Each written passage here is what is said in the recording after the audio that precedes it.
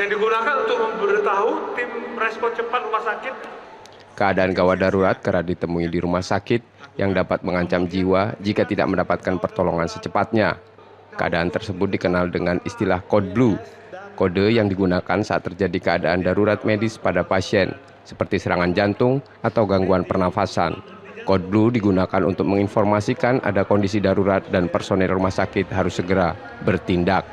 Para nakes dari berbagai rumah sakit mengikuti lomba simulasi code blue di PSCC Palembang Sabtu pagi. Para peserta memperagakan simulasi penanganan pasien gawat darurat sehingga nyawa pasien bisa terselamatkan. Lomba diikuti 113 tim, tak hanya dari Sumatera Selatan tapi juga dari provinsi lain seperti Jambi, Jawa Barat, dan Jawa Timur. Perlombaan ini diharapkan melatih para nakes agar dapat menangani kondisi gawat darurat sesuai prosedur standar.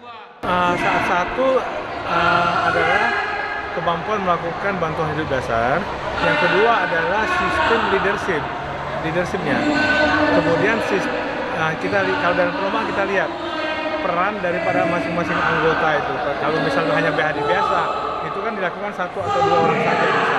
Tapi kalau code blue itu betul mempunyai peran sendiri-sendiri dan sangat penting adalah peran daripada leadernya untuk supaya keberhasilan itu terjadi.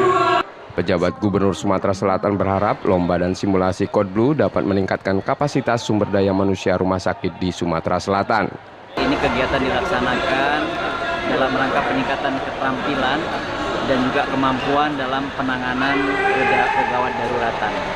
Kegiatan semacam ini penting terus dilakukan agar sumber daya manusia itu mempunyai pengalaman, kemudian mempunyai keterampilan yang cukup, bukan hanya ilmunya saja, tetapi dalam pelaksanaannya, dalam prakteknya juga perlu kemudian ditingkatkan terus.